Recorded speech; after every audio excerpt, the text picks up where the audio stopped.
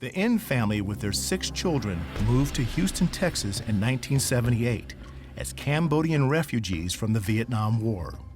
Their youngest son, Vanna, was only 3. Growing up, Vanna found America was less a place of refuge and more a place of fear. Things were rough because we didn't understand the language, we didn't understand the culture. We were told by our neighbors and our classmates in colorful language to go home, go back to our country, we're not wanted here. Outside the home, Vanna faced racism.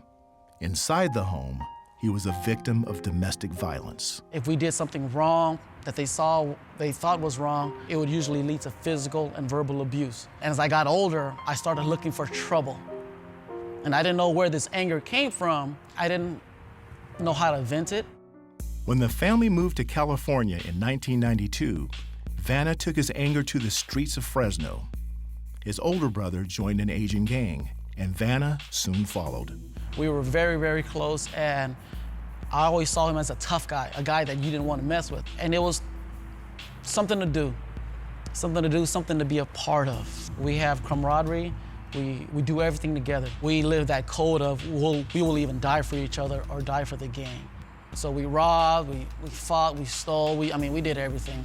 In 1993, Vanna was deep in the gang life and attended a gang peace party where rival gang members got together to call a truce. So when I saw my enemies, it was like I was a bull and I saw red. I totally ignored the whole purpose of me going there, and I did that by cussing them out, telling them who I was and this is who we are.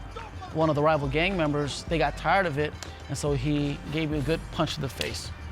And then we left the scene of the party.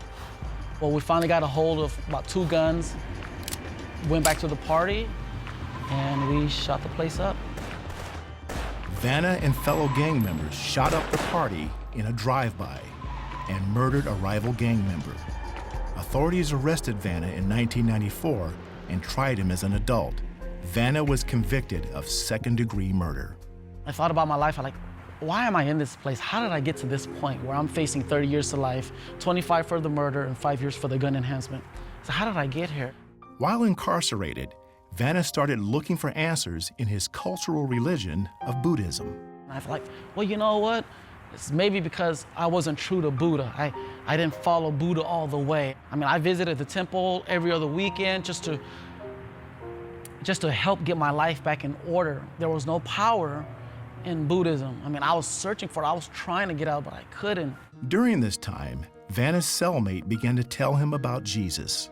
Well, the guy's name was Gabriel de Herrera, and he knew at the time that I was searching for peace, and he just told me about the love of God. And I told him about Buddha.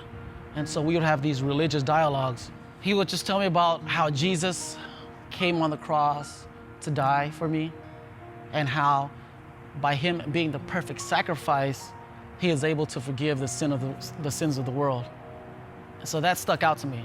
A prison chaplain also started bringing Vanna books about former gang members who gave their lives to Jesus Christ. First book that I remember was God's Prison Gang. And then I read about Al Capone's Getaway Driver, and it was in reading Al Capone's Getaway Driver is where I read a verse, John chapter 15, verse 16. The verse read, "For you did not choose me, but I chose you." These people who had committed crimes more heinous than I, some of them were robbers, thieves, and a lot of them were murderers.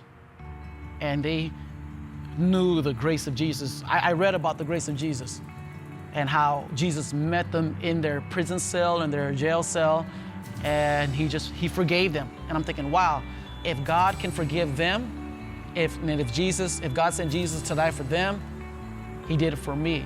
So I woke up a brother that was witnessing to me for the last few months, and I said, hey, Gabriel, I want to give my life to God. From there, I was excited. I was excited because now I knew that something as special as the gift of salvation should not be bottled up. And so I just started telling everybody about Jesus. After becoming a Christian, Vanna renounced his gang ties. He was able to strike a plea bargain and was moved to the California Youth Authority until he was 25 years old. In 2001, Vanna was released. Jesus gave me the power to walk away. Jesus gave me the power to give my allegiance to him and not to a gang that brought nothing but heartache and pain. And so that's how I was able, through Christ, leave the gang life. Today, Vanna is married and has a son. He works as a pastor and youth counselor in the same neighborhood in Fresno that he used to terrorize as a gang member. Those that have been hurt, if they want to be released from all the venom and the pain that they have, it's not going to go away holding on to it. The only way they can have true healing is through Jesus Christ.